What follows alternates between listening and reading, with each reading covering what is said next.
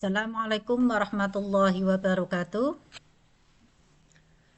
Selamat bertemu kembali lagi dengan saya, Ibu Nurlaila Ana. Bagaimana kabarnya untuk hari ini? Semoga semuanya diberikan kesehatan, diberikan keberkahan, dan tetap terjaga selalu. Amin ya robbal alamin.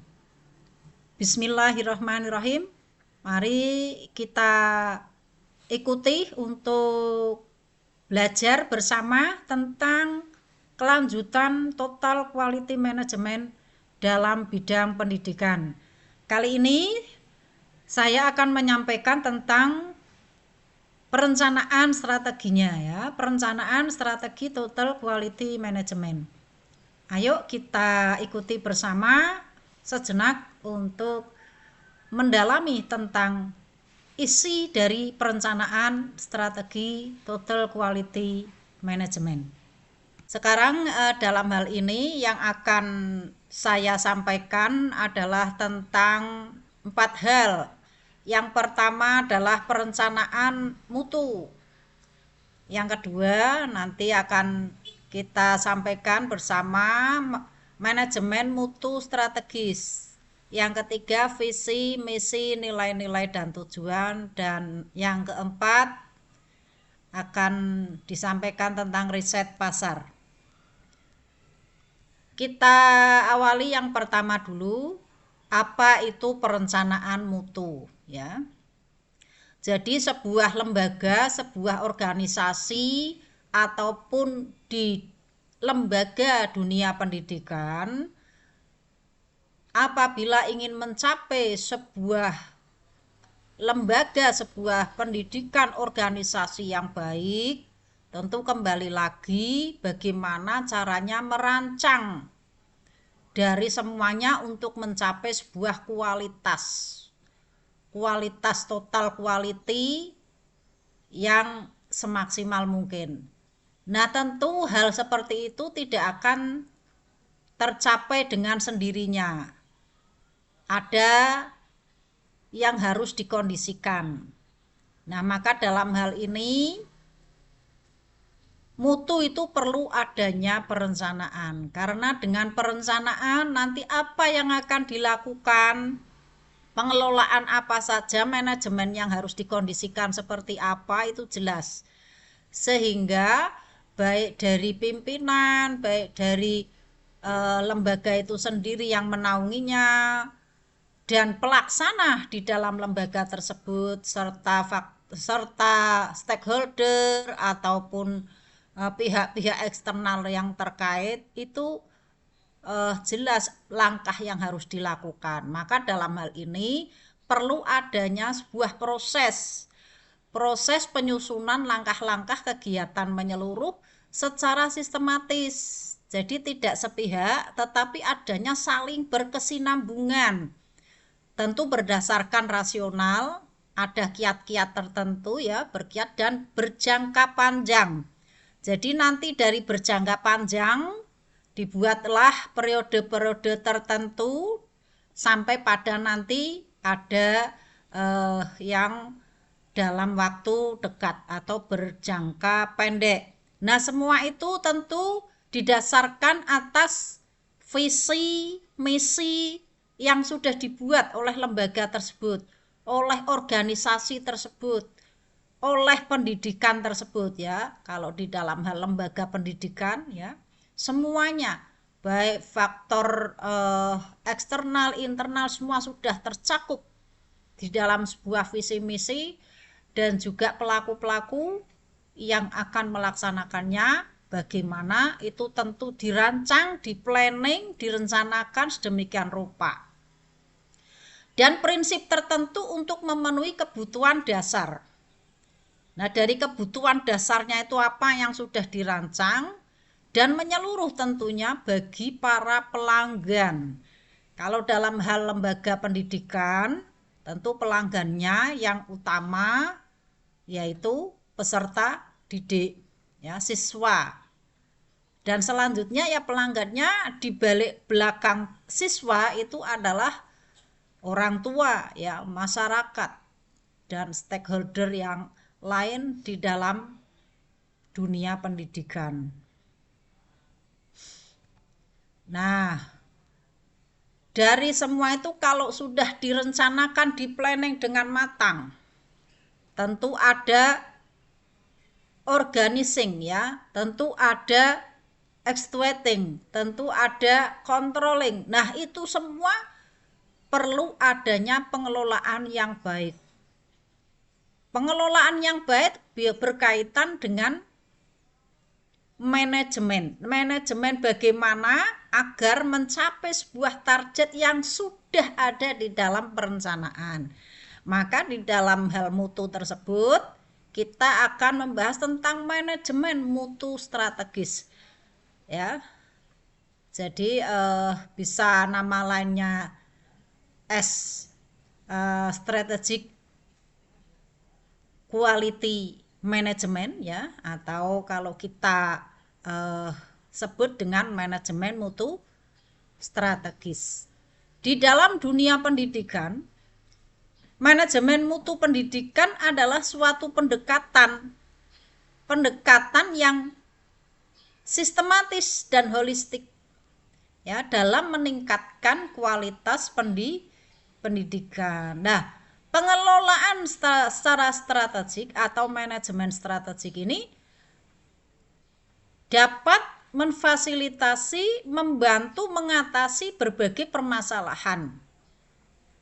Karena di dalam manajemen tersebut sudah dikelola apa saja yang ada yang harus dikelola dengan baik. Karena dalam hal ini nanti manajemen strategik dapat membantu pemecahan masalah dengan langkah-langkah prosedur yang ada sesuai siklus yang harus dilaksanakan.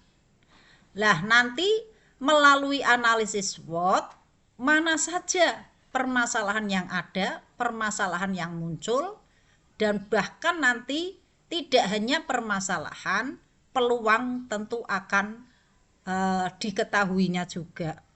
Dan termasuk juga keunggulan-keunggulan apa, ya, yang ada di dalam lembaga tersebut.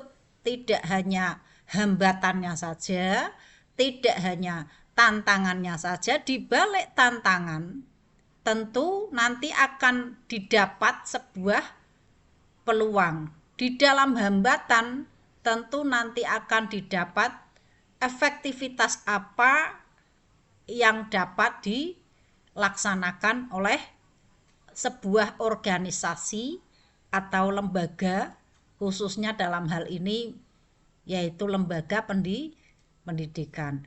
Lah, manajemen strategik dalam hal ini dapat mempengaruhi di dunia lembaga pendidikan adalah mutu pendidikan. Mutu pendidikan diantaranya faktor determinasinya adalah profesionalisme guru. Guru yang profesional merupakan faktor yang terpenting di dalam melaksanakan, karena guru adalah pelaksana di dalam pengelolaan kelas. Sehingga guru tersebut harus mempunyai sebuah pengetahuan bagaimana caranya memanajemen pengelolaan kelas.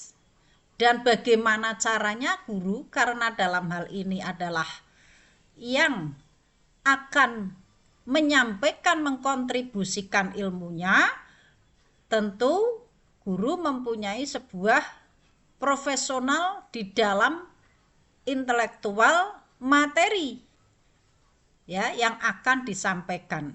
Nah, dengan penguasaan materi-materi secara disiplin ilmunya, ya, secara keilmuannya dapat intelektualkan, menyampaikan, mendistribusikan konsep-konsep yang ada kepada siswa. Nah, dalam hal ini nanti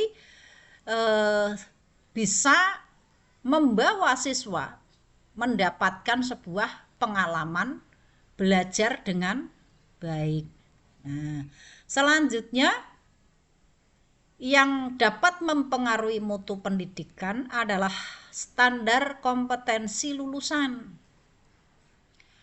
Nah, ini biasanya SKL ini sudah diatur di dalam standar nasional pendidikan. Hal-hal apa saja yang ada di dalam standar kompetensi lulusan. Pembelajaran yang efektif sangat mempengaruhi juga kepada mutu pendidikan. Karena guru di samping mempunyai profesionalisme, juga mempunyai kompetensi pedagogik. Ya. Nah, di dalam kompetensi pedagogik inilah guru bisa memahami dan mempunyai sebuah pengalaman dalam hal-hal model-model pembelajaran. Model-model pembelajaran yang kreatif, inovatif, dan sehingga bisa membawa kepada siswa lebih semangat di dalam mengikuti pembelajaran. Apalagi sekarang dengan kurikulum merdeka, itu dengan diluncurkannya pembelajaran berdiferensiasi, pembelajaran berbasis proyek, ya. Nah, sehingga juga ada regulasi P5, penguatan profil pelajar Pancasila, ya.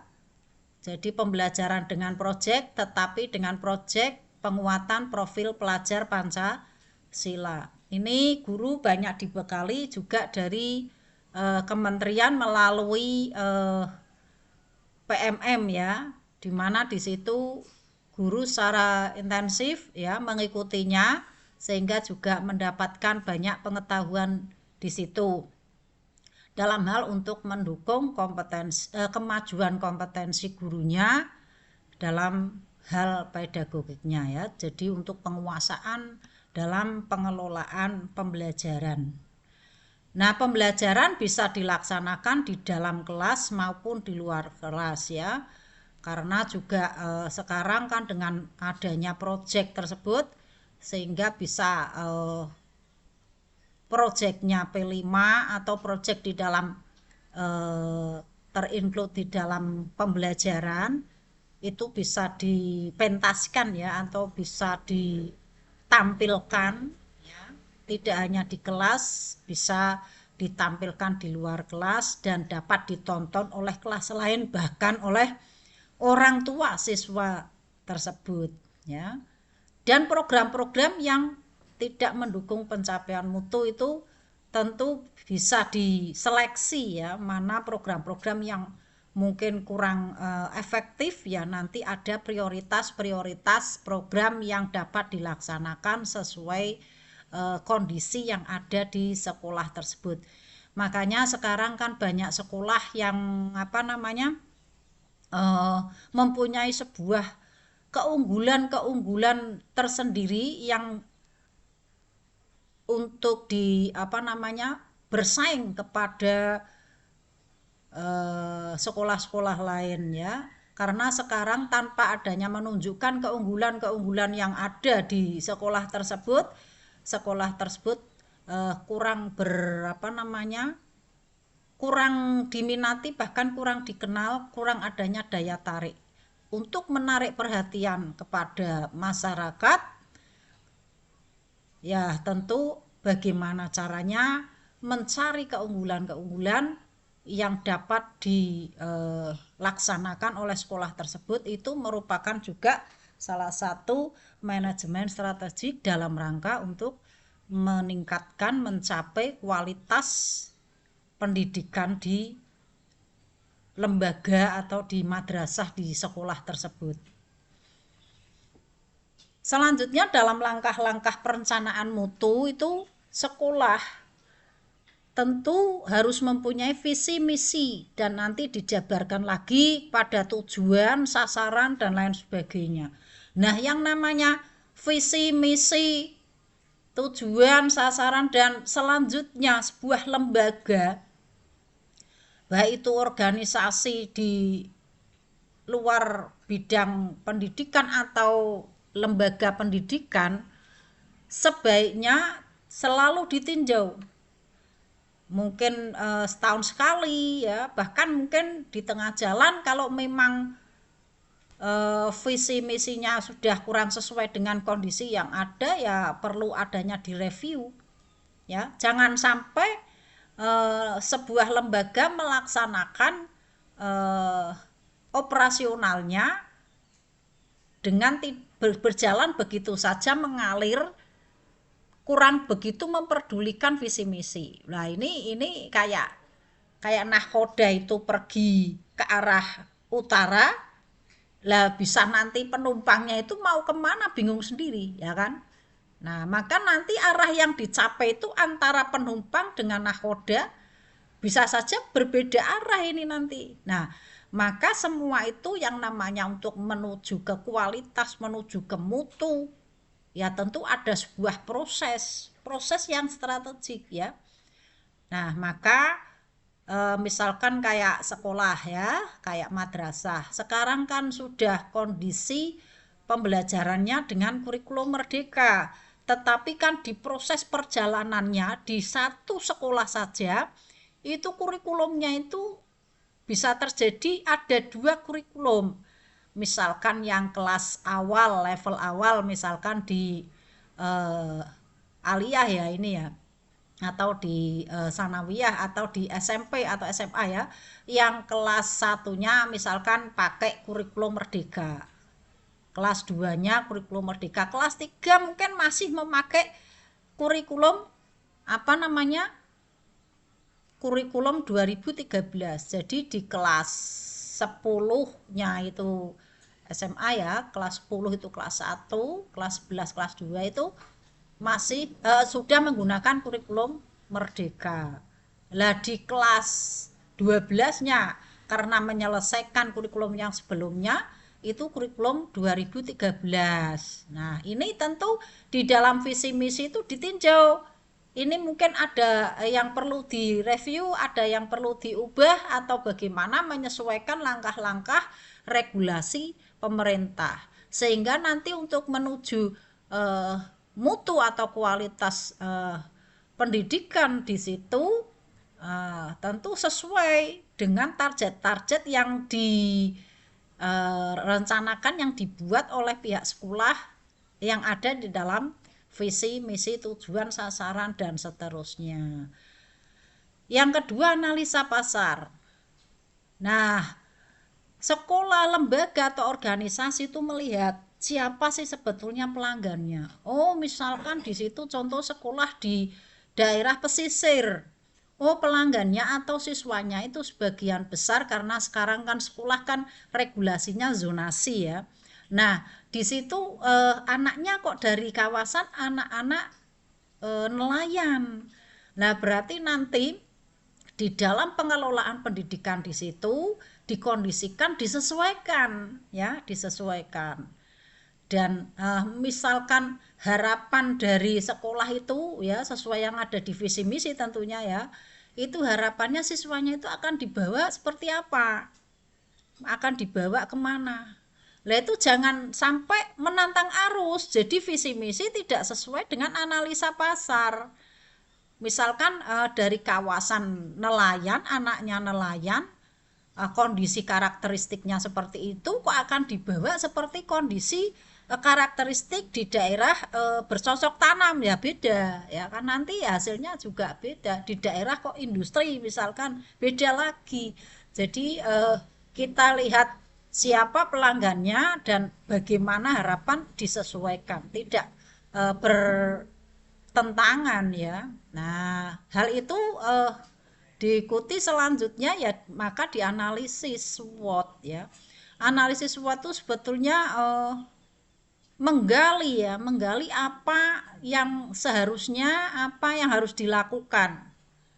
Nah, maka di situ kan dalam melaksanakan operasional sebuah organisasi nanti kan akan ketemu hambatan, akan ketemu tantangan, tapi tentu akan ketemu dengan peluang, akan ketemu dengan keunggulan-keunggulan apa yang bisa diperoleh ya, yang bisa direalisasikan sesuai dengan kondisi fakta yang ada.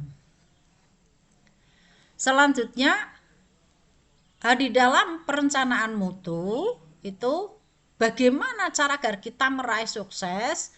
Ada sebuah perencanaan operasi yang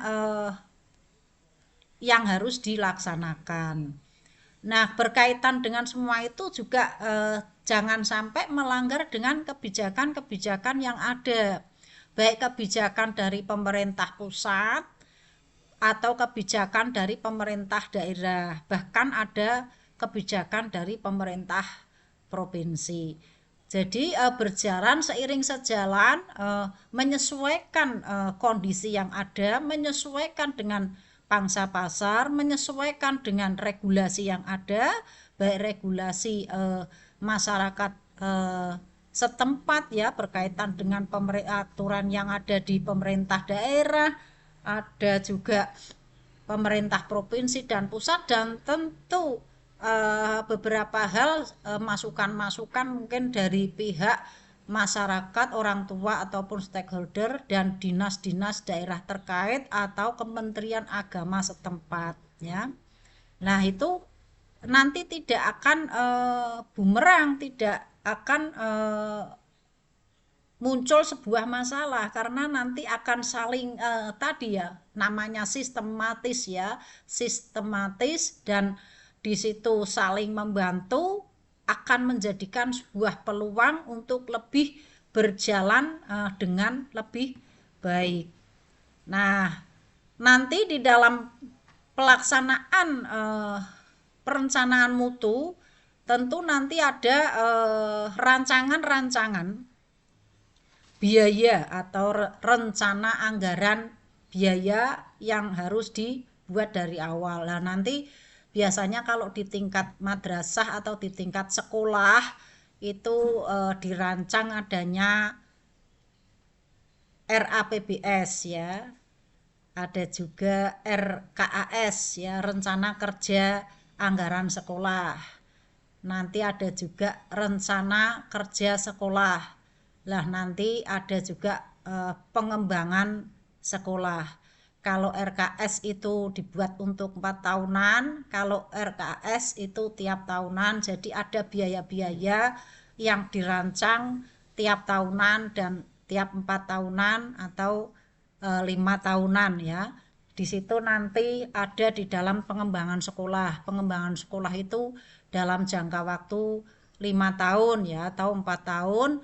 Lah, nanti dijabarkan di dalam tiap tahunan dan berkesinambungan. Nah, tentu kembali ke pasal nomor 1 tadi ya, harus sesuai dengan visi misi. Jadi visi misi itu langkah-langkahnya ditempuh berkelanjutan ya, berkesinambungan dari rencana 5 tahun atau 4 tahun. Nah, nanti dijabarkan per tahun dalam rangka untuk mencapai visi yang nanti dijabarkan di dalam misi, tujuan, sasaran, dan seterusnya. Lah, semua perencanaan tersebut harus adanya actuating, controlling ya, monitoring dan evaluasi sejauh mana sudah terlaksana, apa yang ada hambatannya, kendala-kendala apa, sehingga nanti akan dikoreksi bersama, dan kelebihan-kelebihan apa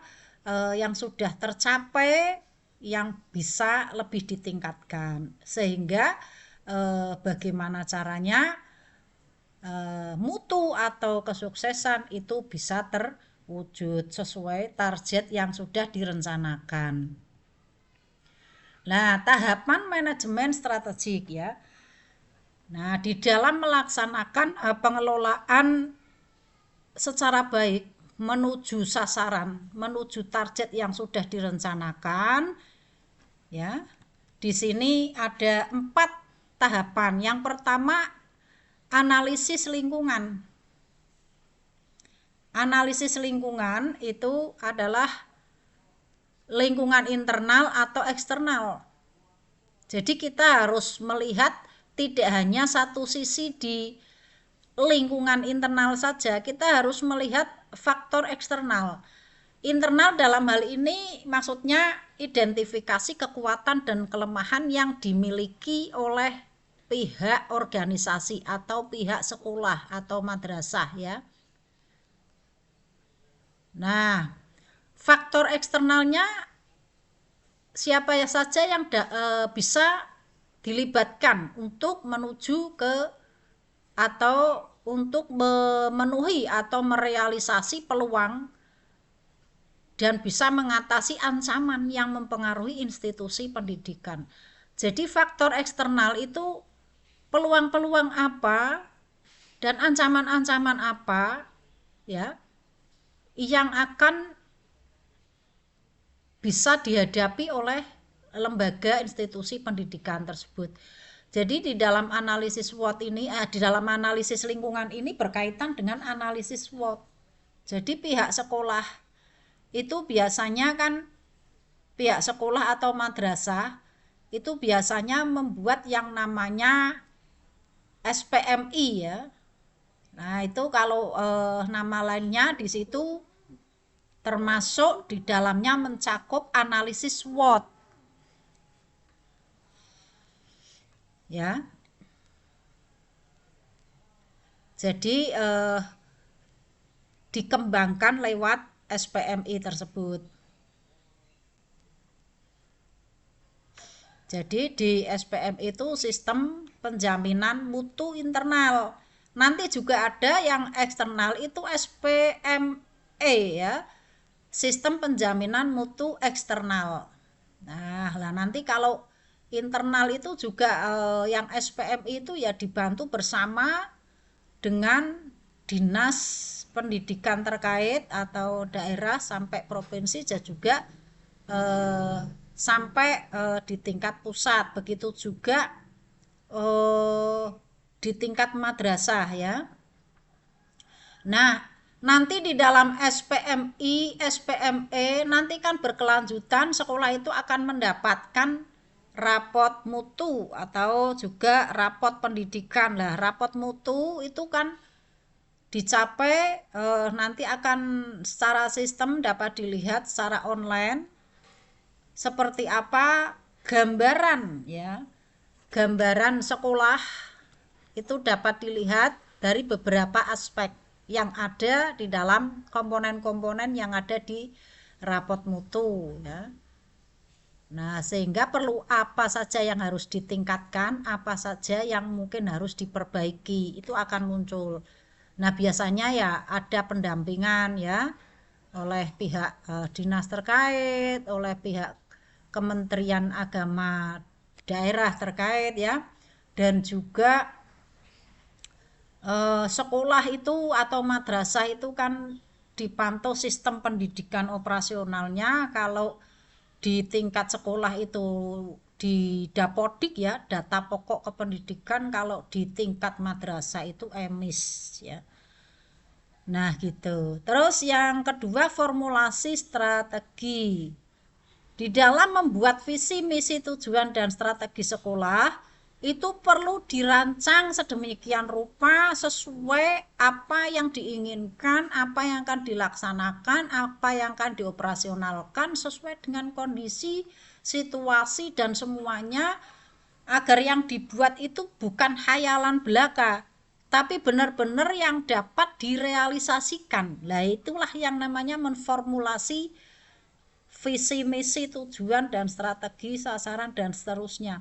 Jangan sampai visi, misi itu hanya apa namanya ya, tulisan belaka yang ditempel begitu saja atau dilaporkan begitu saja, tetapi tidak dilaksanakan sesuai yang ada. Jadi mungkin implementasinya itu tidak begitu melihat visi misi atau yang dilaksanakan oleh pihak institusi lembaga pendidikan dalam hal ini itu berjalan mengalir begitu saja, tidak menyesuaikan visi misi. Lah ini bagaimana mutu akan terwujud dengan baik apabila berseberangan atau tidak membuat visi misi hanya sekedar membuat saja ya. Ya. Selanjutnya implementasi strategi. Nah, Standar Nasional Pendidikan SMP dan Manajemen Kurikulum Kesiswaan serta sarana prasarana. Di dalam implementasi mutu, ya, implementasi mutu pendidikan, tentu harus melihat faktor-faktor komponen yang ada di dalam SMP dan juga sekolah sedemikian rupa mengatur kurikulum operasional satuan pendidikan itu dimanajemen dengan baik, disesuaikan dengan regulasi pemerintah yang ada. Sekolah itu menggunakan kurikulum apa, harus diwujudkan seperti apa, guru dikondisikan bagaimana, sistem pembelajarannya bagaimana yang dilaksanakan, dalam waktu 1 semester dan sampai 1 tahun akan dilaksanakan apa saja. Lah itu dirancang semuanya di kurikulum operasional satuan pendidikan.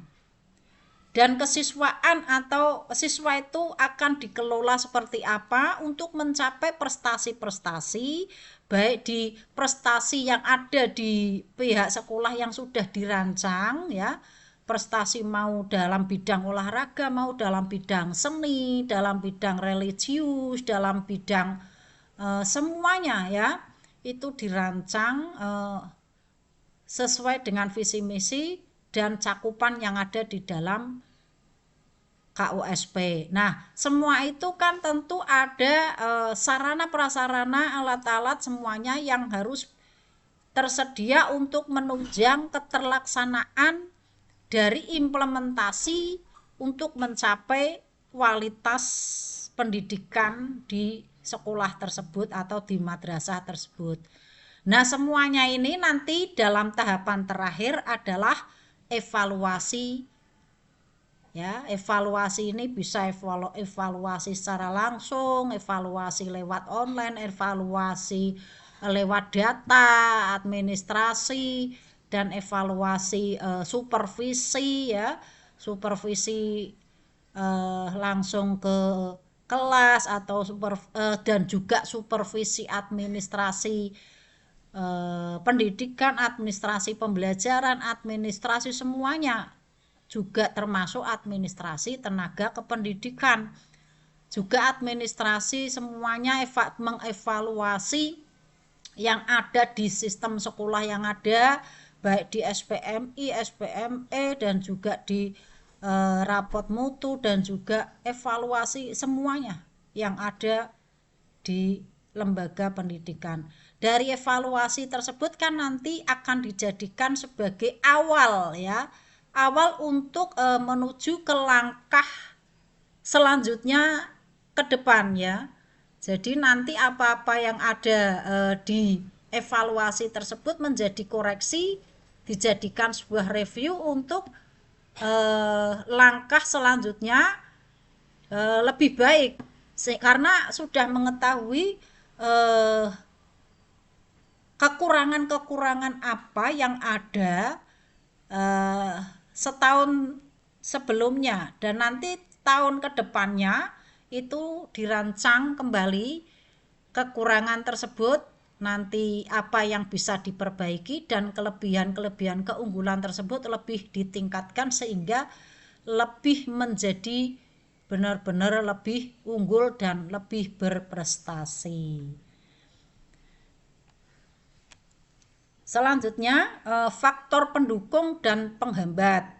Faktor pendukung itu, nah ini harapannya sih seperti itu, ya, sarana prasarana memadai, prestasi yang diperoleh sekolah luar biasa, unggul dan lain sebagainya, berbudaya, dan juga dapat diikuti semua kegiatan-kegiatan prestasi, lomba-lomba dan lain sebagainya, baik tingkat kota, tingkat kabupaten, tingkat provinsi dan nasional, bahkan internasional, serta terjalin hubungan baik dengan orang tua, ya, dengan stakeholder, dengan dinas terkait, kementerian agama, daerah, dan kemitraan, ya.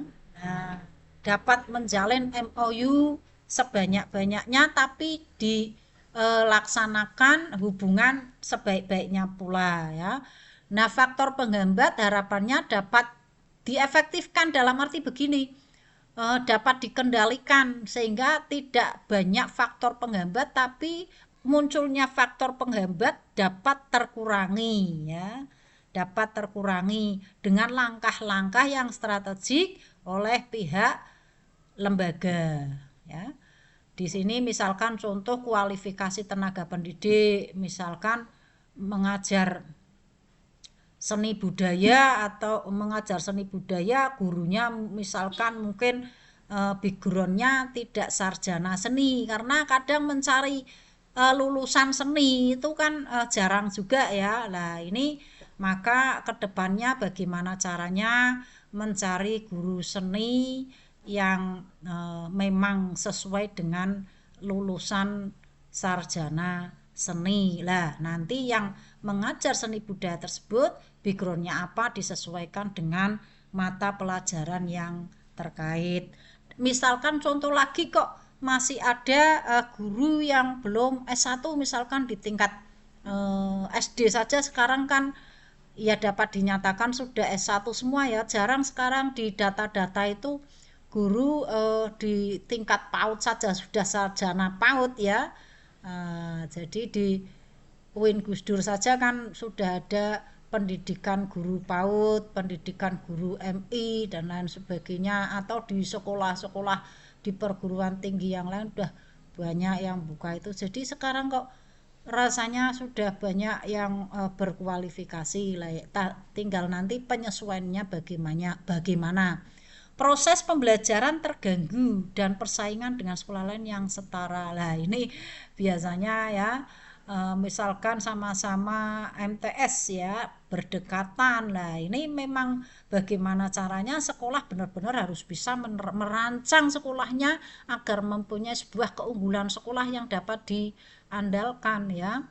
Nah, proses pembelajaran terganggu mungkin karena dekat industri atau mungkin karena di situ belum begitu terkondisi. Lah itu merupakan sebuah faktor penghambat. Visi, misi, nilai-nilai dan tujuan. Nah, tentu tadi sudah dibahas panjang lebar bagaimana caranya di dalam perencanaan mutu itu harus menyesuaikan visi, misi, tujuan, sasaran, strategi dan lain sebagainya, karena dengan tanpa adanya visi misi yang baik dan tidak dilaksanakan dengan baik ya akan berseberangan dan tentu kurang efektif di dalam pencapaian sebuah kualitas pendidikan. Nah ini dibahas cuman secara teorinya saja, apa itu visi, misi, nilai-nilai dan tujuan. Nah materi yang terakhir adalah tentang riset pasar. Riset pasar itu tadi menyesuaikan dengan langkah-langkah perencanaan mutu, bagaimana analisa pasar yang untuk penyesuaian di dalam kondisi operasional pelaksanaan implementasi pembelajaran dengan baik sehingga menuju kualitas pendidikan. Di sini memang sekolah atau lembaga atau organisasi misalkan di luar pendidikan, di organisasi perusahaan, tentu membuat sebuah produk harus menyesuaikan pelanggan atau customer yang akan menerima atau yang akan dituju untuk hasil produknya tersebut ya. Lah ini harus diriset nanti pelanggannya itu siapa saja dan lain sebagainya. Begitu juga halnya di lembaga pendidikan. Di lembaga pendidikan itu misalkan tadi risetnya adalah pelanggannya misalkan di industri ya, di daerah-daerah industri batik misalkan. Nah, berarti nanti kondisi operasional yang akan dilaksanakan di sekolah itu menyesuaikan. Misalkan implementasi pembelajaran di proyek penguatan profil pelajar Pancasilanya, mungkin siswanya akan dikondisikan seperti apa. Lah nanti hasil-hasil proyeknya akan dikondisikan seperti apa. Sistem pengelolaan, manajemen pengelolaan kelasnya juga gurunya dikondisikan mengkondisikannya seperti apa kalau anak-anaknya adalah dari kondisi kalangan atau kawasan daerah industri dan lain sebagainya. Lah sehingga di dalam metode-metode pembelajaran, di dalam model-model pembelajaran tuh sangat terpengaruh, sangat mempengaruhi untuk mengkondisikan siswa-siswa tersebut. Nah, termasuk anak-anaknya di situ mungkin tingkat di dalam asesmen diagnostiknya itu hasilnya seperti apa kan juga nanti akan kelihatan di dalam memberikan kebijakan pembelajaran berdiferensiasinya juga seperti apa dengan kondisi karakteristik siswanya, dan juga melihat tentang intelligence question yang dimiliki oleh siswa. Yang jelas jangan mendiskriminasikan dengan siswa, jangan memberikan perlakuan diskriminasi. Jadi semua dilayani dengan sebaik-baiknya sesuai dengan kondisi yang ada pada diri siswa. Nah, perencanaan strategi di dalam TKM itu harapannya di sini yang pertama ini ada 7 ya. Di dalam perencanaan itu tentukan ya, di sini tentukan fokus. Jadi di sini yang dimaksud adalah fokus proses pembelajaran, manajemen atau pelayanan ini perlu benar-benar dikondisikan karena untuk memuaskan pelanggan dalam hal ini siswa. Bagaimana caranya pihak sekolah dalam hal ini guru khususnya ya dapat melaksanakan proses pembelajaran dengan baik. Memanajemen dulu bagaimana manajemen pengelolaan kelasnya dan diberikan pelayanan sebaik-baiknya ya, sesuai dengan regulasi yang ada. Misalkan sekarang kan kurikulumnya merdeka, pembelajaran berdiferensiasi, pembelajaran dengan proyek berbasis proyek dan lain sebagainya ya dikondisikan seperti itu ya. Jadi mengkondisikan sekolah yang ada, mengkondisikan kelas yang ada dan menyesuaikan dengan regulasi. Selanjutnya yang kedua, tentukan aspek variabel indikator untuk mengukur kualitas siswa melihat dari hasil belajarnya seperti apa ya. Hasil belajar siswanya seperti apa itu dapat menunjukkan sebuah kepuasan pelanggan sejauh mana itu kalau di sekolah itu ya hasil belajar ya. Terus efisiensi proses kegiatan itu dilaksanakan sejauh mana ya, efisien tidak di dalam prosesnya. Yang ketiga, tentukan standar. Sekolah itu tentukan sesuai dengan visi misi tadi ya, mempunyai sebuah target apa yang akan dicapai dalam 1 tahun ini. Kan menyesuaikan visi misi nanti dijabarkan lebih lanjut di tujuan. Nah ini standarnya adalah di situ. Selanjutnya jangan sampai di tingkat sekolah itu adanya kesenjangan yang ada perlakuan guru terhadap siswa. Tetapi apabila kesenjangan karakteristik siswa itu hal yang wajar ya. Kesenjangan bisa terjadi baik mungkin dalam intelligence questionnya atau dalam status ekonominya atau dalam fisik siswa dan lain sebagainya. Yang jelas guru tidak boleh mendiskriminasikan atau membeda-bedakan, tetap memberikan perlakuan yang sama ya. Nah, atau bahkan mungkin kesenjangan yang terjadi di dalam kondisi saat ini ya, kondisi perekonomian atau kondisi situasi lingkungan dan lain sebagainya ya, bagaimana caranya sekolah mengantisipasi, sekolah atau madrasah mengatasi semua itu. Yang kelima, bandingkan standar dengan kondisi saat ini. Jadi dievaluasi standarnya itu yang akan dicapai seperti ini, tapi kondisi saat ini seperti apa. Jadi harus dapat diputuskan bersama sehingga target-target yang akan dicapai itu tidak hayalan belaka, tapi benar-benar bisa direalisasi. Jadi evaluasi sejauh mana institusi pendidikan itu dapat mencapai standar yang sudah ditetapkan. Yang keenam, rencanakan target untuk mencapai standar. Misalkan contoh ya, sekolah atau madrasah mencapai target prestasi yang akan diperoleh harapannya minimal lah 25% dalam setahun di tingkat kota. Nah, ini masih rendah ini ya. Tidak 25%, misalkan membuat target 25% di tingkat provinsi, 25% di tingkat nasional. Tidak masalah, tapi hal tersebut disesuaikan dengan sekolah atau madrasah tersebut masing-masing ya. Terus yang terakhir ketujuh ya, rumuskan cara-cara program untuk mencapai target. Semua itu harus dirumuskan, harus dirancang, disesuaikan dengan visi misi yang ada. Nah, kesimpulannya ya, dari apa yang sudah kita bahas bersama dari atas, bahwa total quality management adalah salah satu model ya atau metode yang digunakan untuk meningkatkan mutu pendidikan di lembaga pendidikan.